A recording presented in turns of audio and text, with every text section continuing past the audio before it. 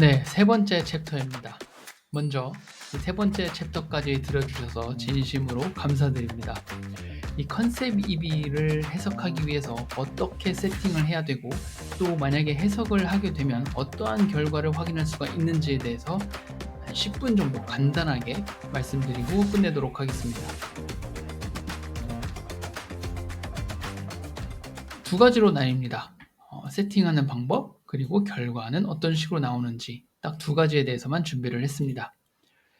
먼저 프로젝트와 컨셉을 생성을 합니다. 여기서 프로젝트라는 것은 폴더를 의미하고요. 컨셉트는 파일을 의미를 합니다. 그래서 폴더와 파일을 생성을 하는 단계입니다. 물론 이전에 컨셉 이브에 먼저 사이트에 접속을 하시고 로그인을 하셔야 되지만 그것은 생략을 하도록 하겠습니다. 총 4가지로 분류가 됩니다.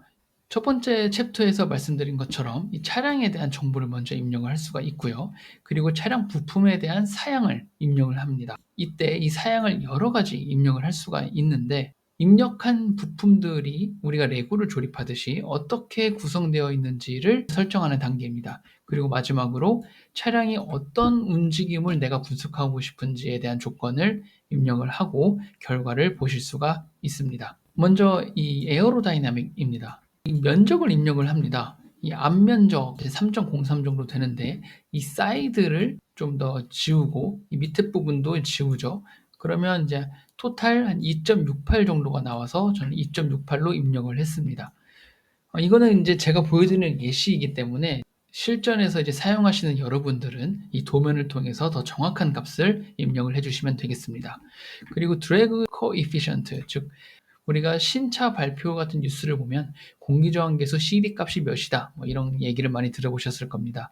그런 공기저항계수 CD 값을 입력을 해주시면 되고요. 이 두 가지를 이용을 해서 드래그 포스, 즉 공기저항에 대한 저항력을 이 공식을 이용하여 컨셉 EB가 계산하게 됩니다. 두 번째는 질량입니다. 차량의 무게를 입력하는 단계입니다. 저는 차량 무게 2.055톤에 운전자 무게를 합해서 2.13톤을 이제 입력을 하였습니다. 그리고 이 두 번째와 세 번째, 이 Center of Mass, Horizontal과 Vertical은 필수 입력 조건이 아니기 때문에 생략을 하도록 하겠습니다. 휠에 대한 사이즈를 입력을 합니다. 크게 구름 저항과 마찰 계수, 그리고 타이어의 직경을 입력을 하면 됩니다. 이 구름 저항 같은 경우는 CRR 값이라고 합니다.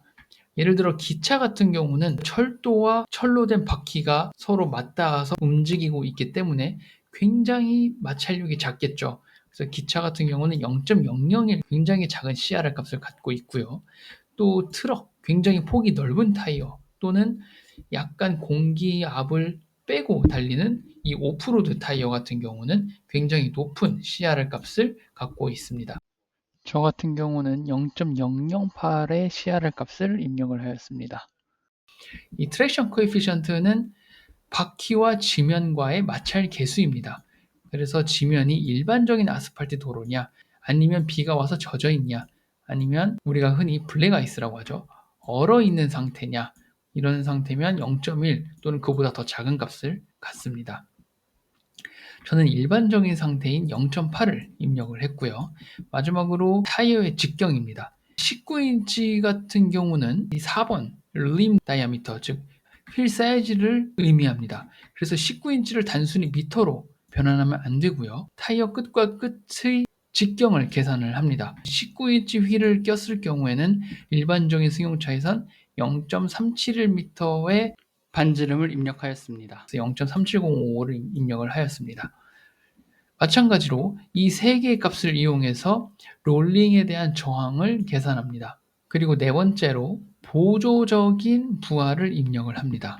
이상적인 상황에서는 이 배터리에 대한 Thermal Management System, 즉 배터리와 모터의 온도 매니저링 시스템이 0.35kW와 0.15kW가 상시 동작을 하고 있고요. 또 겨울에는 히터도 틀어야 되기 때문에 좀 더 많은 부가적인 배터리 에너지를 쓰게 됩니다. 이거 같은 경우는 5.5kW 정도 입력을 하면 되겠습니다. 저 같은 경우는 0.5를 입력을 하였고요.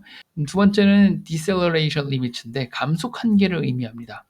이 성능 좋은 EV의 경우에는 0.4G까지 가능합니다. 아이오닉 같은 경우는 0.4G까지 가능하기 때문에 이것을 환산을 해서 3.92를 입력을 했습니다.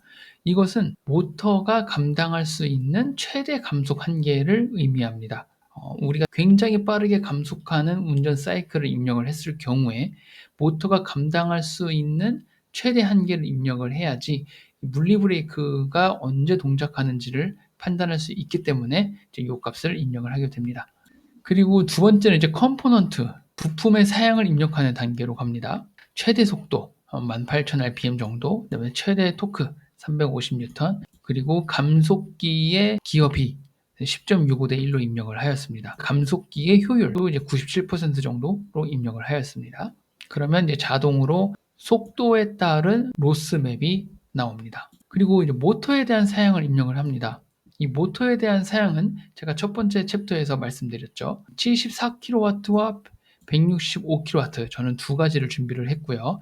말씀드린 것처럼 모터캐드를 이용해서 운전 전체 영역을 자동으로 해석하게 만들고 LAB 파일을 출력을 하였습니다. LAB 파일을 그대로 컨셉 EB에 입력을 하였습니다.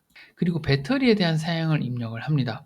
이 배터리도 이전 챕터에서 말씀드린 것처럼 이 엑셀을 통해서 이와 같이 충전량에 따라서 전압이 어떻게 바뀌고 충전량에 따라서 배터리가 받아들일 수 있는 최대 충전량, 그리고 충전량에 따른 내부 저항을 입력을 한 엑셀 파일을 컨셉 EB에다가 입력을 해줍니다.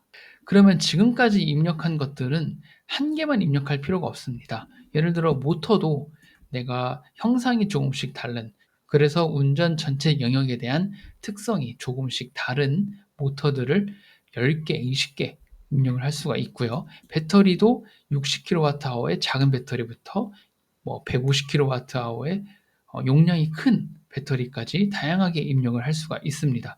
또 각 모터와 배터리마다 무게도 각각 설정하실 수가 있고요.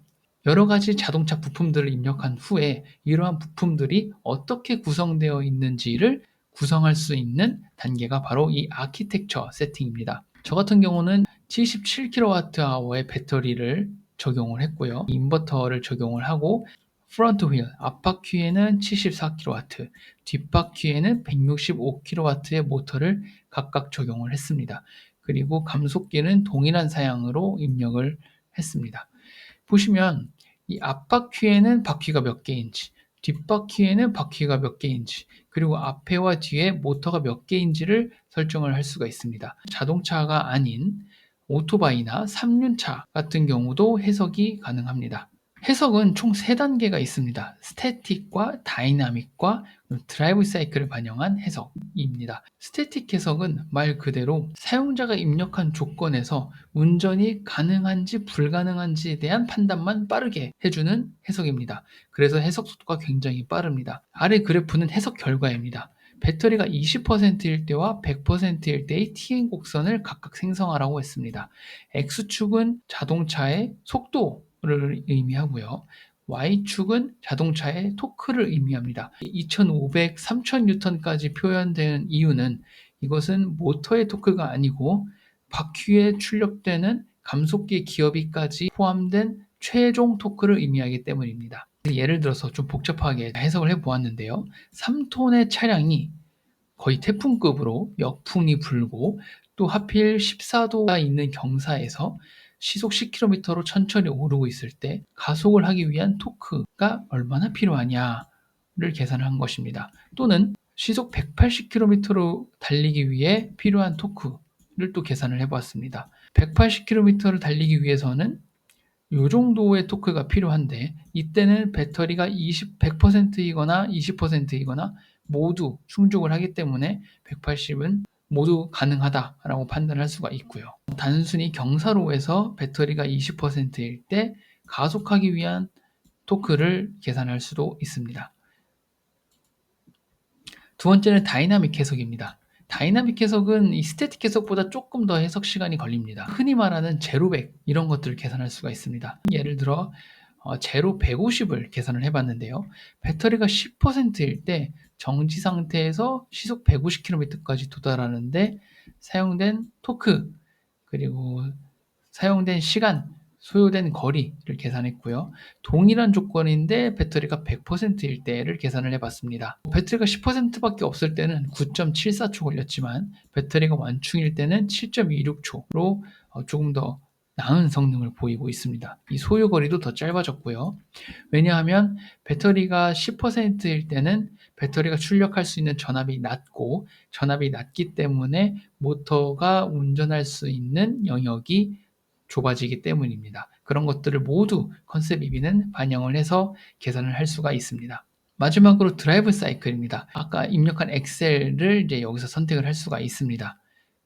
그래서 드라이브 사이클 입력을 하고 풀 레인지 칼큘레이션을 선택을 하면 이 배터리가 100%부터 0이 될 때까지 이 드라이브 사이클을 반복해서 해석하게 됩니다.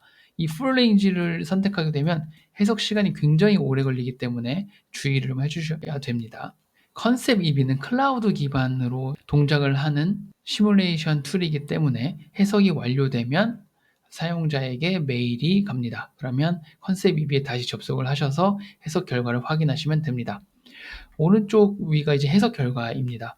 보시면 파란색처럼 이렇게 반복되는 경우를 보실 수가 있는데요. 5개의 드라이브 사이클이 반복된 것을 보실 수가 있습니다. 여기를 확대를 해보면 배터리가 이제 충전되기도 하고 감소되기도 하는데, 이러한 충전되는 구간은 generating, 즉 배터리를 충전했기 때문입니다.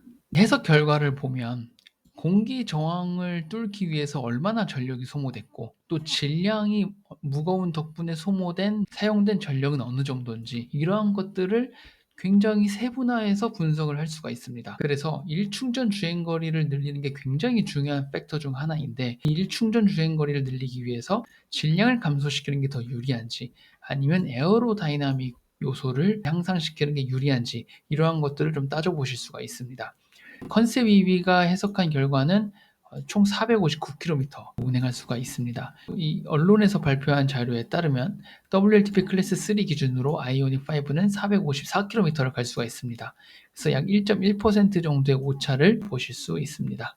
이뿐만 아니고 컨셉 EV는 이 옵티스랭이라는 최적화 툴과도 연동이 되기 때문에 굉장히 다양한 모터와 다양한 운전 주행 사이클, 그리고 다양한 배터리를 동시에 입력을 해서 최적의 부품 조합이 어떤 것인지를 빠르게 탐색을 할 수가 있습니다. 이외에 궁금하신 점이 있으면 메일로 문의를 주시면 친절하게 답변을 해드리도록 하겠습니다. 지금까지 컨셉 EV 세미나를 들어주셔서 감사드립니다. 감사합니다.